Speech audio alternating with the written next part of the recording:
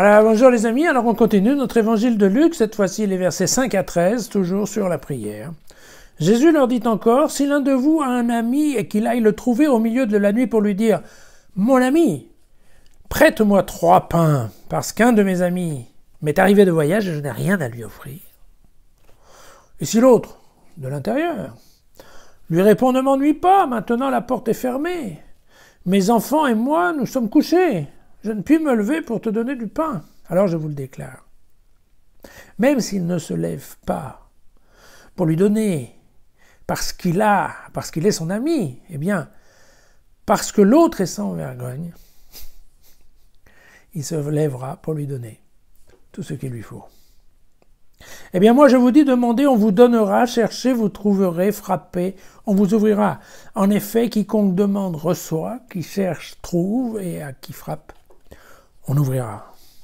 Quel père parmi vous, si son fils lui demande un poisson, lui donnera un serpent au lieu du poisson? Ou encore, s'il demande un œuf, lui donnera-t-il un scorpion? Alors, si donc vous, qui êtes mauvais, savez donner de bonnes choses à vos enfants, combien plus le Père céleste donnera-t-il l'Esprit Saint à ceux qui lui demandent? Voilà. Alors, encore une fois, le message de Luc, c'est prier, oser prier. Et encore une fois, un message en direction de personnes qui ne sont pas habituées à la prière. Voilà. Et alors, ce texte est un petit peu bizarre parce que ça démarre par une parabole du type qui frappe la nuit pour avoir du pain. Un peu bizarre à comprendre. Et puis la deuxième moitié, vous voyez, là, le demander, on vous donnera. Ça, par contre, on retrouve ça aussi chez Matthieu.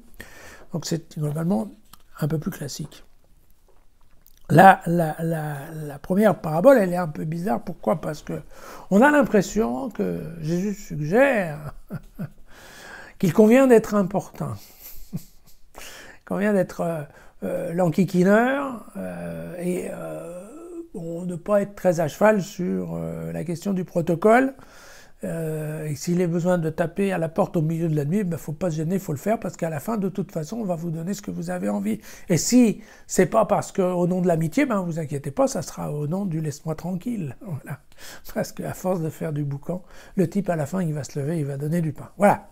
C'est un peu bizarre comme parabole, et en fait, il n'y a que Luc qui la pratique. Et on ne comprend pas forcément de but en blanc le message qu'il passe ici,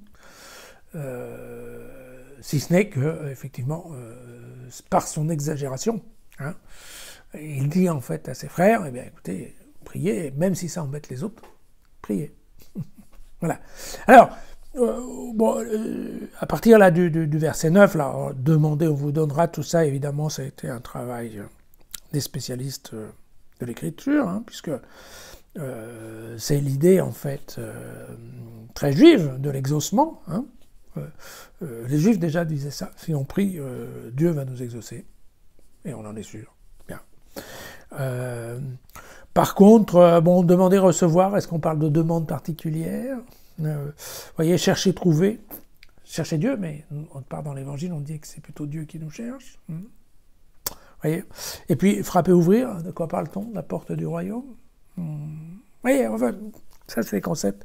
On peut beaucoup en parler, mais en fait, c'est quand même des termes qui sont un tout petit peu intellectuels et, pour ne pas dire poétiques, il n'est pas forcément facile d'appliquer à la lettre dans la lecture d'aujourd'hui.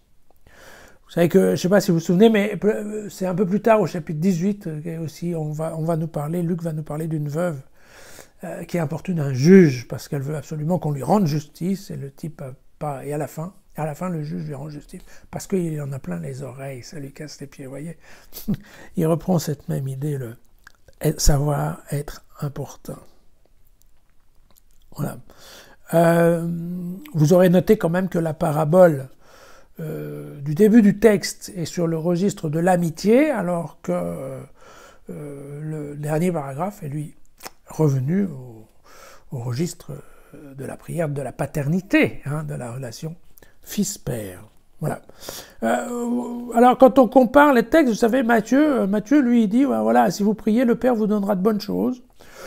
Luc, lui, conclut par l'envoi du Saint-Esprit. Vous voyez qu'il y a une différence, et pour être très honnête, la différence est de taille, hein, puisque dans l'option de Matthieu, on attend que Dieu vous donne un peu ce dont on a besoin, d'une façon un peu tout cuit dans la bouche. Vous voyez que dans l'option de Luc, c'est un petit peu différent. On parle de Saint-Esprit, déjà ça devient un peu différent. On parle d'inspiration. Et donc ça devient demander à Dieu qu'il nous envoie voilà, l'inspiration pour s'en sortir. Hein. Voilà, j'aurais dit, c'est un petit peu, vous savez, l'histoire où on donne du poisson aux enfants, où on leur apprend à pêcher. Parce que, pour reprendre un dicton juif de l'époque, vous voyez. C'est ça. Donc, comme quoi, avec les mêmes phrases, on peut sortir des conclusions assez différentes. Voilà, à demain.